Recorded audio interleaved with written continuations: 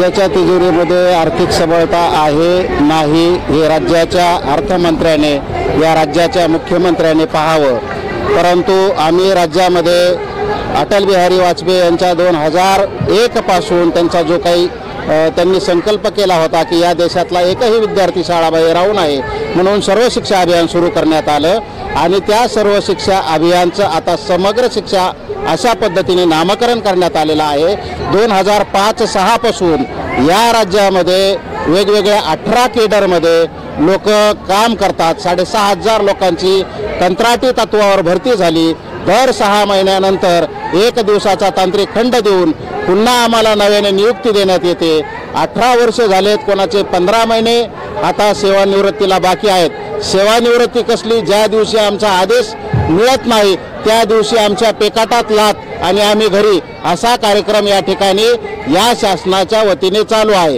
यांना लाडक्या बहिणीला द्यायला पैसे आहेत, परंतु आम्हाला मागच्या 6 वर्षापासून 20,000वर 25,000वर अतिशय तुटपुंजा पगारावर, मानधनावर, पगारही नाही तो मानधन आहे, त्या मानधनावर आम्हाला राबवून घेतलं जातं आणि आमच्याकडून शाळेमध्ये गुणवत्ता वाढविण्यासाठी काम करून घेतलं जातं। ते प्रत्येक काम आमचे 18 वेगवेगळे केडर जे आहेत त्यामध्ये शाखा अभियंता असेल, साधन व्यक्ती असेल, वेगवेगळे जे काही डाटा एंट्री ऑपरेटर असतील हे लोक काम करतात। परंतु शिंदे सरकारनं मागच्या वर्षात ज्यावेळेस शिंदे सरकार होतं त्या शिंदे सरकारनं एक निर्णय घेतला आणि आमच्यामधले 3,105 लोक त्या ठिकाणी सेवेमध्ये कायम केले आणि उर्वरित 2900 लोक तसेच ठेवलेले आहेत। मग घटनेचं जे काही कलम नंबर 14 आहे ते कलम 14 काय सांगतं की अशा पद्धतीने तुम्हाला अर्धे लोक कायम करायचे आणि एकाच याच्यामध्ये अर्धे लोक ठेवायचे, असं जमत नाही। यांनी घटनेचं उल्लंघन केलेलं आहे, घटनेचं आर्टिकल 14चं उल्लंघन केलेलं आहे आणि हे लोक काय सांगतात की साधन व्यक्ती हे पद कुठेही नाही म्हणून कायम करायला अडचण येते। राज्यात खडखडाट आहे, तिजोरीत कायम करायला अडचण येते। मग ह्या फुकटच्या योजना बंद करा किंवा चालू ठेवा, त्याच्याशी आम्हाला देणं घेणं नाही। परंतु आम्ही काम करतो, आम्ही मेहनत करतो, आम्ही कंत्राटी कर्मचारी आहेत, आम्हाला सेवेत कायम करा, पदनिर्मिती करा। पदनिर्मितीचा अधिकार कोणाला आहे? सरकारला आहे। कलम 309 नुसार पदनिर्मिती करण्याचा पूर्ण अधिकार यांना आहे, हे पदनिर्मिती करू शकतात।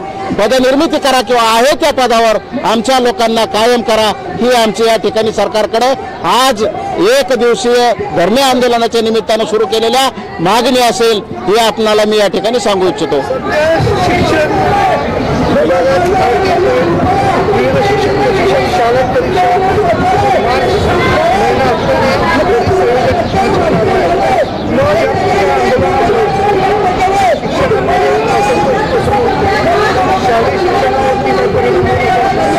या आंदोलनामुळे शिक्षकांमध्ये कसल्याही प्रकारचा असंतोष पसरण्याचा काही संबंध येत नाही। या आंदोलनाचा परिणाम काय होणार मी आपल्याला सांगू इच्छितो। आताच तुम्ही येण्याच्या अगोदर एका शिक्षक संघटनेने आम्हाला या ठिकाणी जाहीर पाठिंबा दिला, केंद्र प्रमुख संघटनेने आम्हाला जाहीर पाठिंबा दिला आमच्या आंदोलनाला। त्यांनाही वाटतंय कुठेतरी आपण 1 लाख 1.25 लाख पगार उचलतोय आणि 20-30 पगार घेणारे पोरं आम्हाला मार्गदर्शन करायला, आमचं प्रशिक्षण घ्यायला त्या ठिकाणी आहेत।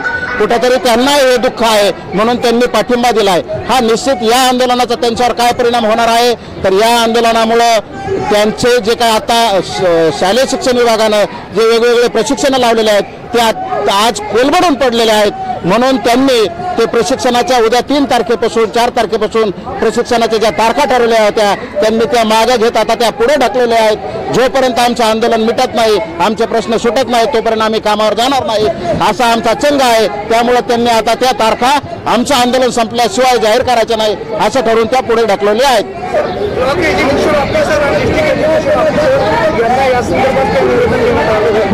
या संदर्भातले निवेदन आजच नाही तर 2012 त्यावेळेसपासून आम्ही वेगवेगळे निवेदन देतोय। आज महाराष्ट्र सरकारनं आश्वासन समिती निर्माण केली। आश्वासन समितीचे अध्यक्ष कोण आहेत तर आदरणीय रवीजी राणा साहेब आहेत आमदार। आश्वासन समिती निर्माण केली, मग त्या आश्वासन समितीला आणि तत्कालीन जे काही विरोधी पक्ष नेते होते देवेंद्र फडणवीस त्यांनी त्यावेळेस आम्हाला 12/12/2012 आम्ही नागपूरला अधिवेशनावर मोर्चा काढला होता। त्या मोर्चाला उपस्थित राहून तत्कालीन भाजपचे जे काही अध्यक्ष होते त्या भाजपचे अध्यक्ष सुधीर भाऊ मुनगंटीवार आणि देवेंद्र फडणवीस यांनी हजर राहून काय सांगितलं, आमचं सरकार येता पहिल्या कॅबिनेटमध्ये तुम्हाला आम्ही कायम करू. परंतु आजपर्यंत त्यांनी आम्हाला कायम केलं नाही, फक्त आश्वासन दिलेले आहेत. आजपर्यंत कसल्याही प्रकारचं आश्वासन पाळलं नाही आणि योगायोगाने यांनी आता आश्वासन पूर्ती समिती स्थापन केली. रवीजी राणा त्या समितीचे अध्यक्ष आहेत आणि देवेंद्र फडणवीस आम्हाला आश्वासन देणारे या राज्याचे मुख्यमंत्री आहेत. तर माझी त्यांच्याकडे या आश्वासन समितीच्या माध्यमातून सुद्धा विनंती असेल की तुम्ही 12/12/2012ला दिलेलं जे काही आश्वासन आहे ते आश्वासन तुम्ही पूर्ण करा आणि आमच्या लोकांना कायम करा.